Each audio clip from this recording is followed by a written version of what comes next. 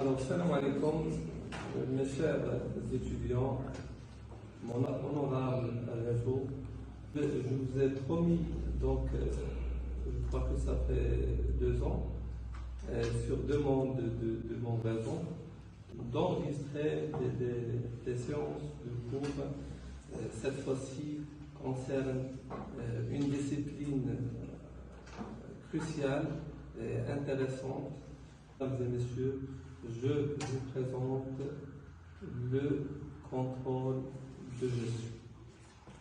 Alors, cette compétence se subdivise en différents éléments objectifs, intermédiaires.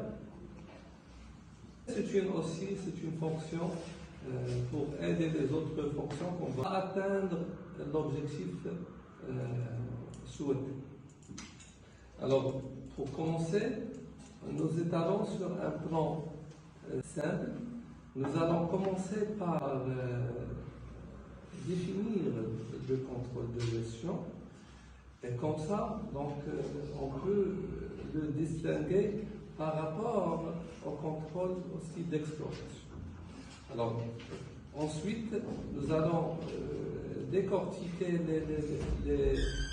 les missions du contrôleur de gestion ainsi que sa place dans l'organigramme. Et finalement, nous allons dévoiler les outils, les différents outils de contrôle de gestion. Alors, avant d'émerger et de définir le contrôle de gestion, il s'avère très important de titrer donc le mot contrôle par rapport au contrôle de gestion. Alors, si on remonte à la fiche d'identité du contrôle de gestion, on peut dire que le contrôle de gestion, elle est différente, elle se distingue par rapport au contrôle de la gestion. D'accord ? L'étymologie, pardon, le contrôle de gestion signifie management control. Son lieu d'apparition, c'est les États-Unis, d'accord? Et de l'autre côté, si on veut contrôle de gestion, ça signifie contrôle, inspection, vérification, sanction. D'accord? Donc, de point de vue anglo-saxon, on parle de maîtrise. Contrôle, c'est maîtrise. Et de l'autre angle, on parle du contrôle, donc signifie inspecter et vérifier. Autrement dit, le français contrôle provient du latin contra, en face du latin rota. Le terme contrôle désigne au IVe siècle un registre de vérification. Ainsi, l'action de vérification se complète par une action tendant à assurer la maîtrise d'une situation au sens anglo-saxon du terme contrôle, c'est contrôle pensant à self-control. Il en résulte donc 2 définitions. On peut définir le mot contrôle, une sorte de vérification attentive et minutieuse d'un état à un instant donné. Et la deuxième définition, c'est maîtrise de la conduite d'une entreprise, la faculté de diriger convenablement une entreprise ou un service. Alors, en hôtellerie-restauration, il y a plusieurs formes de contrôle de l'activité hôtelière. Il revêt 3 formes, comme je disais, principales. Tout d'abord, le contrôle de la qualité du produit-service qui comprend l'ensemble des dispositifs visant à vérifier la qualité offerte et à mesurer la qualité perçue. Ensuite, le contrôle des résultats, donc domaine traditionnel du contrôle de gestion. Et enfin, le contrôle interne ou audit, pour pouvoir aboutir à définir le contrôle de gestion. On va essayer de définir les différentes missions du contrôleur de gestion. D'après vous, quelles sont les missions du contrôleur de gestion? Alors, premièrement, c'est l'élaboration et la mise en place d'outils de gestion et de suivi et vérification de leur bonne utilisation. Deuxièmement, la décomposition des coûts. On va voir la notion de coût, les différents types de cours. D'accord? Troisièmement, la préparation des budgets, qui sont l'un des outils primordiaux du contrôle de gestion. Et après, la réalisation du reporting régulier de l'activité ainsi que la surveillance des écarts entre les objectifs prévisionnels et les objectifs réalisés pour proposition, enfin des solutions et mener des actions d'amélioration. La réalisation aussi de l'étude financière et finalement la transmission d'informations pour les objectifs de l'entreprise. Alors, en ce qui concerne la démarche de base du contrôle de gestion, d'accord? Maintenant, on remonte sur son objet de contrôle. Alors, l'objet de contrôle, c'est la performance.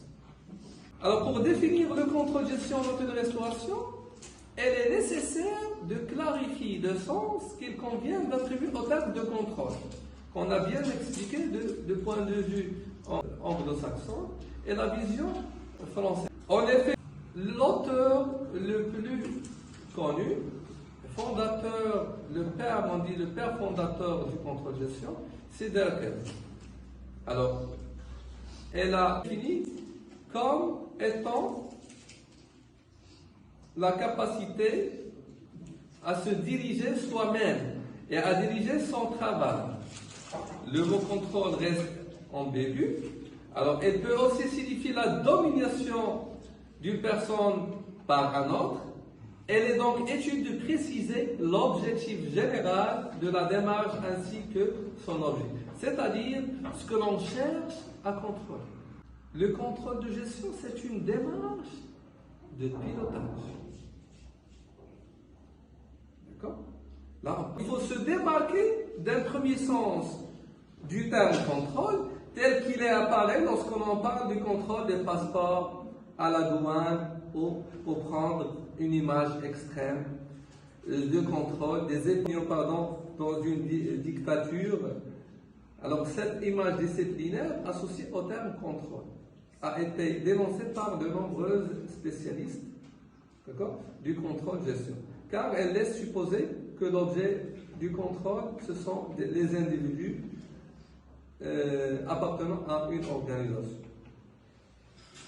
Elle est plus pertinent de se rapprocher d'une seconde signification de terme contrôle, à savoir l'idée de maîtrise, selon quelle vision anglo-saxonne. Alors, comme on atteste par exemple l'idée de contrôle de soi, la comparaison au pilotage est aussi considérée comme plus adéquate pour approcher le sens du contrôle de gestion. Alors maintenant, je reviens sur parce qu'un bon exemple métaphorique, il peut vous aider à comprendre mieux le contrôle de gestion. Le contrôle s'apprécie fondamentalement aux résultats obtenus à travers les outils de gestion. Comment on mesure ce qu'on gère. Alors, simplement, une métaphore nautique. Alors, que signifie contrôler un bateau? Le capitaine, oui. Dans une acceptation restrictive, on peut considérer qu'un capitaine, oui, contrôle son navire. D'accord. Pourquoi? Parce qu'il occupe un rôle de décision. Parce qu'il occupe un rôle, bien entendu, de décision et de commandement au sein de l'équipe.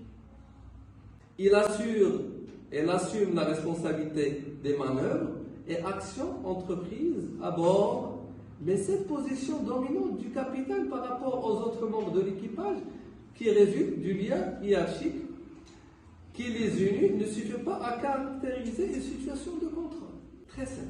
Imaginons un instant qu'ils agissent non pas d'un capitaine de vaisseau, mais d'un marin engagé dans une course en solitaire. Celui-ci doit aussi contrôler son navire. Mais le sens de ce terme est alors très différent. il signifie que le marin doit maîtriser quoi? La marche de son bateau. Si le choix des voiles n'est pas adapté à la force du vent, il peut mettre son navire en péril.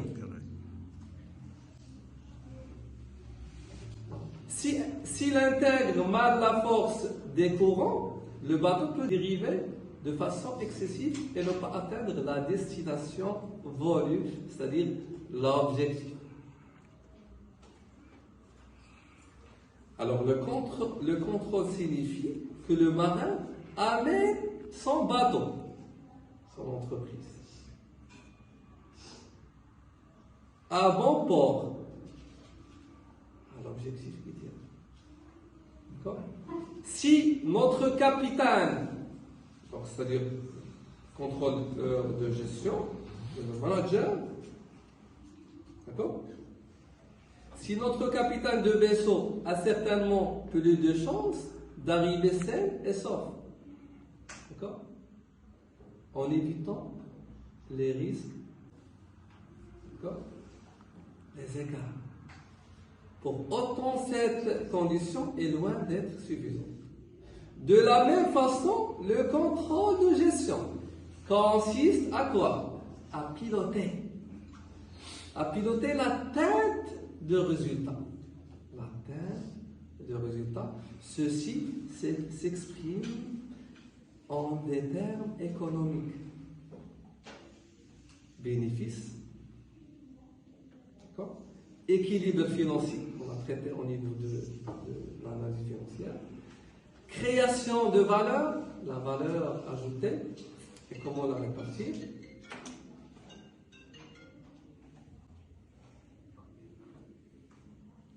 Pour l'actionnaire, etc. Alors sa fonction première n'est pas d'exercer une surveillance collective sur les membres de l'équipe, mais de piloter l'atteinte des objectifs de l'organisation. Alors, mais l'atteinte des objectifs de résultat n'est pas exempte de risque. Et plus les facteurs extérieurs sont hostiles, plus le contrôle est difficile. C'est pourquoi il suppose en général plus que la seule atteinte d'un résultat, elle est le plus souvent associée à l'idée d'une performance, c'est-à-dire l'obtention des résultats en dépit de l'influence défavorable d'événements extérieurs à la maîtrise des risques. Alors, pour toutes ces raisons, le contrôleur de gestion peut être défini comme une démarche de pilotage. Une démarche de pilotage de quoi? De la performance. Alors, en hôtellerie-restauration, on va voir la performance opérationnelle. Entreprise hôtelière. Je pose la question, quels sont les objectifs du contrôle de gestion avant de le définir? Vous savez, au niveau de l'organisation, il y a l'organigramme, vous avez la direction générale, et vous avez plusieurs départements. Voilà. Par exemple, à l'hôtel, vous avez le département administratif financier, vous avez le département hébergement, d'accord? Vous avez le département de ressources humaines, le département technique, et autres départements selon la catégorie, selon le monde d'exploitation concerné. Alors, le contrôle-gestion contribue à quoi? Ou bien la fonction du contrôle-gestion, il contribue à aider les autres fonctions à fixer et à réaliser leurs objectifs. À titre d'exemple, le département administratif financier gère tout ce qui est comptabilité, déclaration fiscale, dans la gestion de ressources financières, budget de trésorerie, budget d'investissement. D'accord? Au niveau des départements, par exemple, ressources humaines, l'administration de personnel, l'absence, paye, autres, recrutement, ainsi de suite. Gestion de la carrière, la promotion et l'AGP. D'accord? Au niveau du département commercial marketing, l'administration des ventes, recouvrement, la publicité, la promotion d'études de marché. D'accord? La production, par exemple la planification de la production et les charges du travail, ainsi de suite. C'est-à-dire, par exemple, au niveau de vente, on planifie la quantité à vendre. Pourquoi pas? Au niveau d'achat, la quantité à acheter. Et au niveau de production, on planifie aussi à produire. Donc, c'est une stratégie opérationnelle. La place du contrôleur de gestion. Ou bien la position dans l'organigramme. Alors, le contrôleur de gestion, on peut parler de trois positions. Soit une position de maturité élevée de la fonction. On nomme aussi une position de conseil. Donc, elle est rattachée, on trouve le contrôle de gestion, elle est rattachée à quoi? À la direction générale. Travail à tous les niveaux et synthèse d'informations, c'est-à-dire sous la supervision du directeur général. Ou bien une position de faible maturité, elle est rattachée au DAF, c'est-à-dire ce qu'on voit au niveau, c'est la majorité, on voit au niveau des hôtels de contrôle de gestion, elle est placée sous la supervision du directeur financier. Donc, dominée par les aspects financiers sur le travail, d'accord, elle ne fait pas son rôle, elle dépend du culture et de la stratégie du département administratif financier. Une position de relais de métier, elle est rattachée hiérarchiquement aux directions, un attachement fonctionnel, d'accord, aux directions du groupe. Si on parle aussi des groupes, par exemple, à l'intérieur, pas de groupe, par exemple, accord, soit elle est attachée directement au directeur président du groupe, soit à la direction. Dans les petites et moyennes entreprises, le poste occupé par le comptable. Non, nous arrivons à définir le contrôle gestion. Et selon plusieurs spécialistes en gestion, ils ont proposé de nombreuses définitions. D'accord? Donc, dans la théorie des organisations, Anthony, en 1965, a initialement décrit le contrôle de gestion comme étant le processus par lequel les managers s'assurent que les ressources sont obtenues et utilisées avec efficacité, efficience dans l'accomplissement des objectifs de l'organisation. Et là, c'est la définition phare et la plus citée, le processus par lequel les dirigeants s'assurent que les ressources obtenues et utilisées avec efficacité et efficience pour réaliser les objectifs de l'organisation. Les ressources obtenues, par exemple, en organisation, on parle des ressources de matières premières, des ressources d'information, matériel, équipement, ressources financières, ainsi de suite. Alors, ça reste là la définition la plus citée. Il y a d'autres définitions. En 1988, il ajoute une autre définition, donc on connaît aussi. Le contrôle de gestion est le processus par lequel le manager influence des membres de l'organisation pour mettre en œuvre les stratégies de l'organisation. Quand, à Robert Taylor, en 1999, le contrôle de gestion se définit comme un processus d'aide à la décision, permettant à une intervention avant, pendant et après l'action.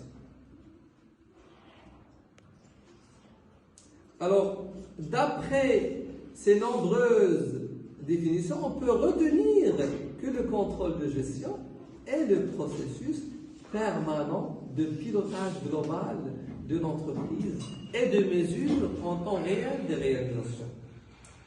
Alors, dans une optique de perfectionnement de la performance au sein de l'entreprise, finalement et ultimement, on peut dire que c'est un outil d'aide à la prise de décision qui évalue l'efficience et l'efficacité de la mise en œuvre des ressources de l'entreprise.